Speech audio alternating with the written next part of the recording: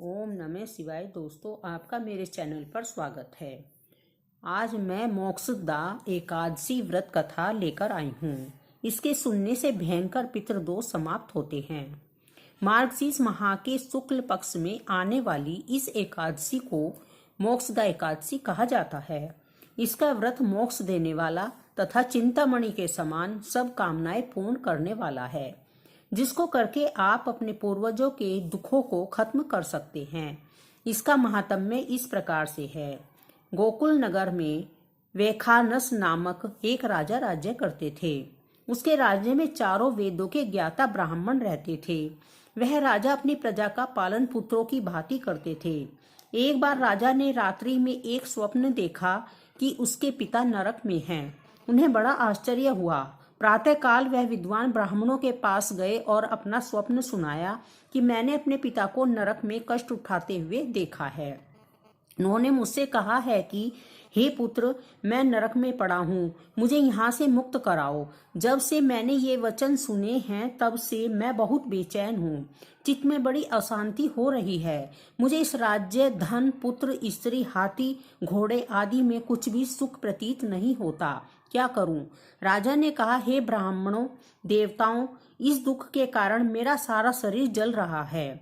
अब आप कृपा करके मुझे बतलाइए कि कोई तप, दान, व्रत आदि ऐसा कोई भी उपाय हो जिससे मेरे पिता को मुक्ति मिल जाए। उस पुत्र का जीवन तो व्यर्थ है जो अपने माता पिता का उद्धार न कर सके।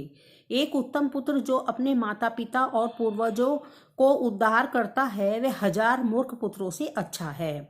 जैसे एक चंद्रमा सारे जगत में प्रकाश देता है परंतु हजारों तारे वो नहीं कर सकते। ब्राह्मणों ने कहा, हे राजन, यहाँ पास ही भूत, भविष्य, वर्तमान के ज्ञाता पर्वत ऋषि का आश्रम है। आपकी समस्या का हल वे जरूर करेंगे। फिर राजा मुनि के आश्रम पर जाते हैं। उस आश्रम में अनेक शांत चित्त योगी और मुनि तपस्या कर रहे थे। उसी जगह पर्वत मुनि बैठे थे। राजा ने मुनि को साष्टांग प्रणाम किया। मुनि ने राजा से कुशल पूछी। राजा ने कहा, महाराज, मेरे राज्य में सब कुशल हैं, लेकिन अचानक मेरे चित्त में अत्यंत अशांति हो रही है। ऐसा सुनकर पर्वत मुनि ने आंखें बंद की और भूत विचारने लगे।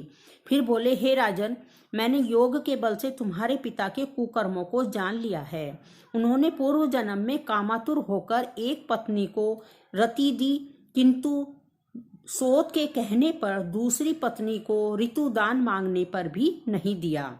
उसी पाप कर्म के कारण तुम्हारे पिता को नरक में जाना पड़ा।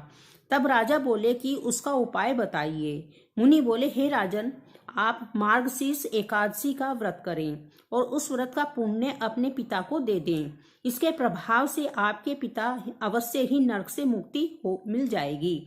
मुनि के कहने के अनुसार राजा ने कुटुंब सहित मोक्षदा एकादशी का व्रत किया और उस व्रत का पुण्य अपने पिता को दे दिया। उसके प्रभाव से पिता को नरक से मुक्ति मिल गई और स्वर्ग में जाते हुए वे पुत्र से कहने लगे, हे पुत्र, तेरा कल्याण हो। यह कहकर स्वर्ग चले गए।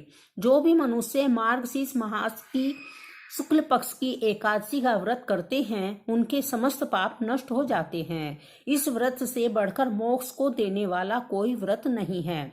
मोक्षदा एकादशी के दिन गीता जयंती भी मनाई जाती है और यह धनुर्मास की एकादशी भी कहलाती है। इस कारण इस एकादशी का महत्व कहीं गुना बढ़ जाता है। इस दिन गीता का पाठ भी अवश्य करना या सुनना चाहिए।